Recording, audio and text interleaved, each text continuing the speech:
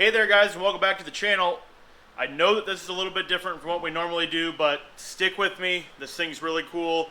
I'm not in the garage today. I am inside, but I've got the Shark IQ self-empty robot, and there's so many negative reviews about this thing online, especially on YouTube. I wanted to show up and just say what I think about it. First of all, I would not hesitate to get one. I want to put that out there.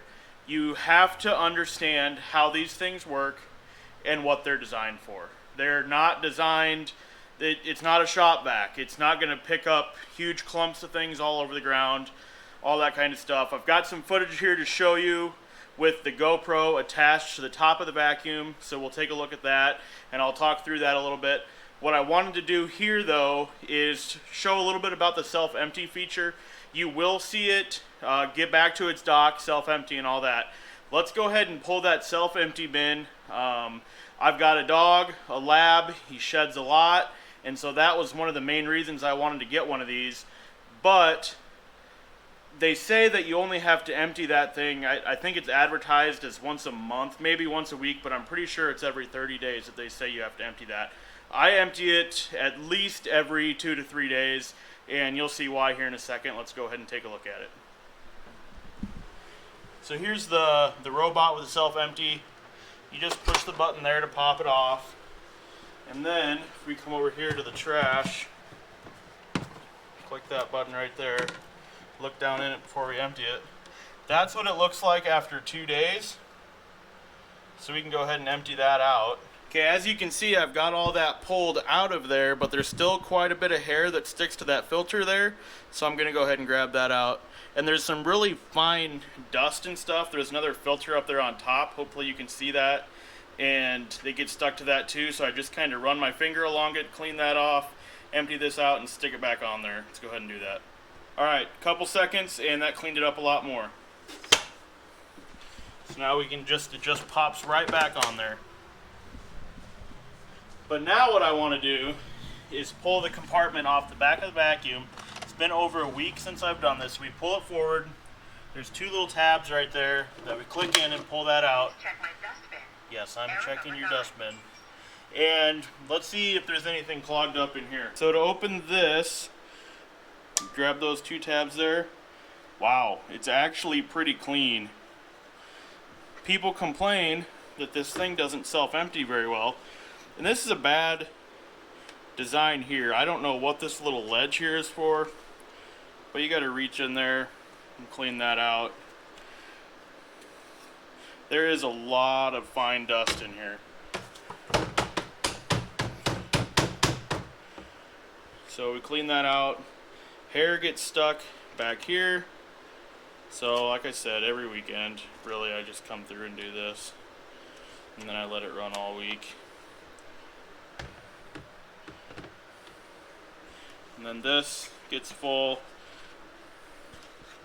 Hopefully you can see this gets full here.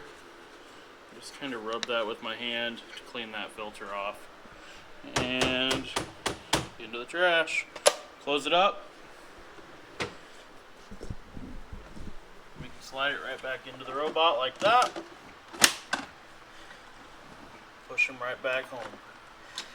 And at any time that you pull that away and hook it back up, it's going to run its self-empty feature, so it'll do that here any second.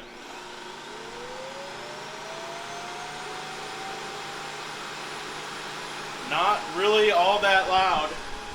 So now what I'm going to do, I'm going to head down to the computer, I'm going to show you some footage of this thing roaming around, and we're going to dive into the app a little bit. So let's do that. Okay guys, let's go ahead and jump into the app, the Shark app on my phone.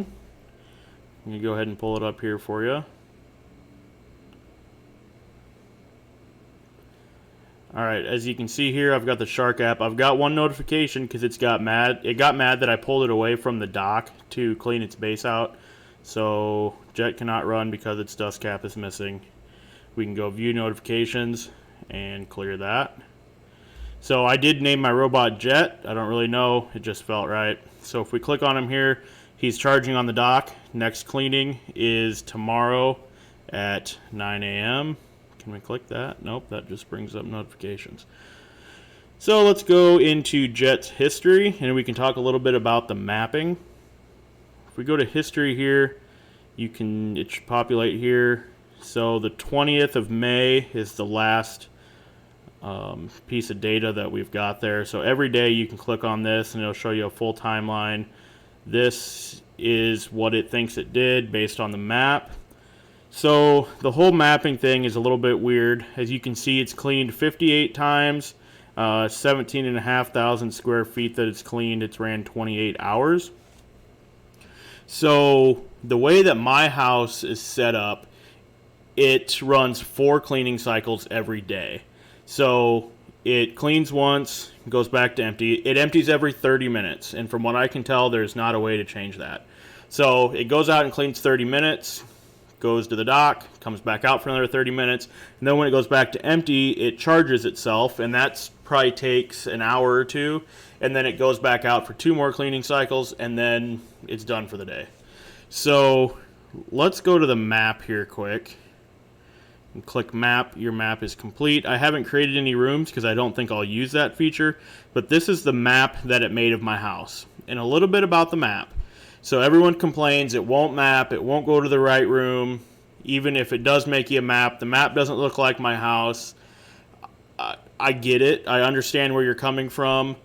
The mapping isn't great. So I first set it up and let it go for a while, and probably several days, pulled up the map, and it looked nothing like my house.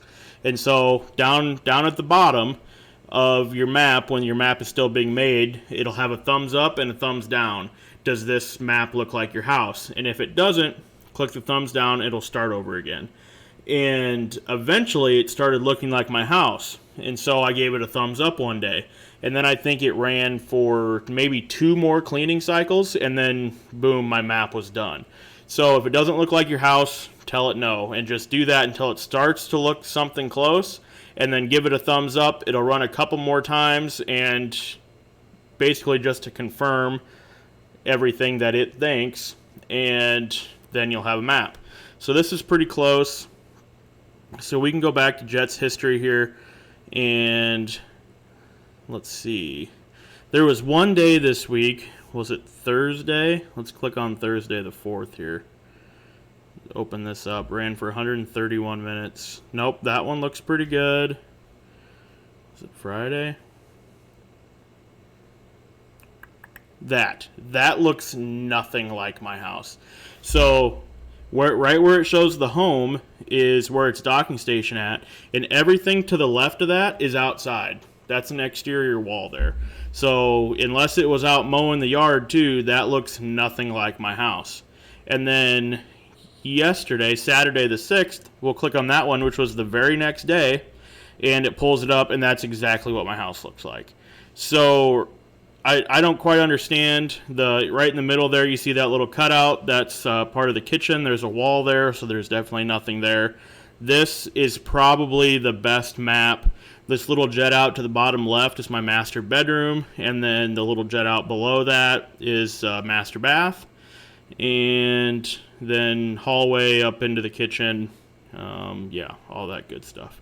So this looks like my house. And one thing that I have noticed is that if I'm not home, everything is way better. The very, and I don't do this, but the very worst thing that you can do for your robot is to pick it up and move it when it looks like it needs help. Put the base station in one place and never touch the robot unless you're pulling it out to clean or something. If it's out cleaning or trying to find the dock, let it do its thing. And I would say that the number 2 most important thing is to not move things around in your house. It needs to be consistent. It needs to know where it's at. So one of my favorite parts of the robot is it holds me accountable to keep my house picked up. So every morning before I leave for work, I'm walking around and making sure that there's just nothing that it's going to run into that it thinks is an obstruction. Now, people with families and dogs that are left out and any other pets and kids running around and toys on the ground, I understand that those things happen. But these robots, unfortunately, are not going to be ideal for those situations. because if things start changing, it's going to get confused. And basically, the Shark IQ robot works based off of a camera that's on the top of the device, and it makes a map of your ceiling. So if it doesn't know where it's at and it's in the middle of a room and it just sees a white ceiling, it's not going to know what to do.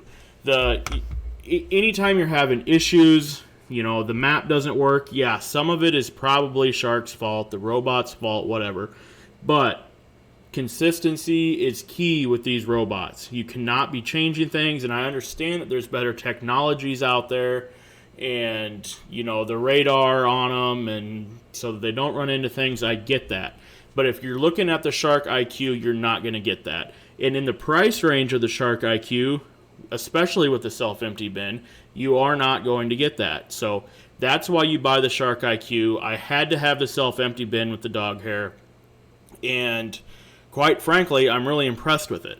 Even though, so I'm home on the weekends and it still runs every day, 9 a.m., still runs, but maybe it's just because I'm here to witness it, but I noticed that robot having many more challenges when I am home and walking around and turning lights on and off and the dog's walking around. It just doesn't do as well. It definitely gets more confused when I'm home.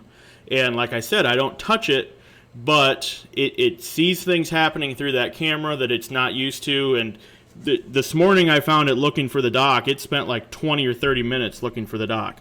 But if we look at the phone here yesterday, hopefully this was a good day, you can see started cleaning at 9, sent to dock at 9:30, which means, and then started cleaning again at 9:39. So that means it took it 9 minutes to find the dock and self-empty. And let's go up here. Started cleaning 12:40, sent to dock 1:10, exactly 30 minutes. And then at 1:12, it was back to cleaning already. So it only took it 2 minutes to find the dock, self-empty, and get back to cleaning. When I'm home, for whatever reason, it has issues finding the dock. And like I said, I think that's because I'm moving around, I'm turning lights on and off. I'm staying out of its way, I'm not touching it, but I'm still changing the environment. And so I try to limit that as best as I can. I don't know why it says that it was 5:18 p.m. when it was sent back to the dock, because I don't think that's right. I wasn't home at that time, but between 1:12 and 5:18 p.m. it definitely would have lost all of its battery and wouldn't have been able to make it back to the dock. So I don't know why it says that. I want to thank you guys very much for watching this video. If there's anything that I didn't cover, please leave it in the comments down below. I do plan to make more videos about the Shark IQ.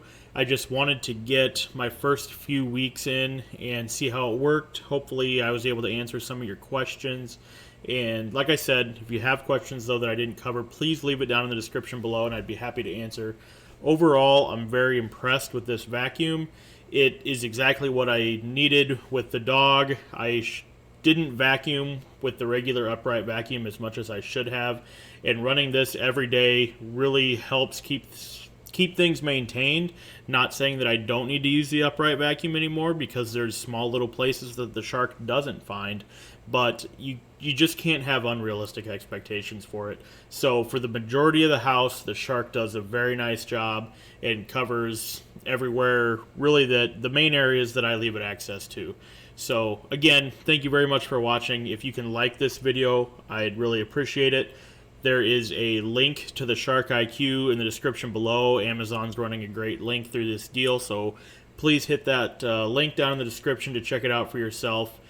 Anyway, subscribe to the channel for more things going on. I got a lot more stuff going on outside in the garage. I got a jet ski I'm trying to get running. I got an old Lincoln Continental I'm trying to get running, and I'm sure we'll get into more stuff this summer. So anyway, thank you very much for watching, and we'll catch you next time.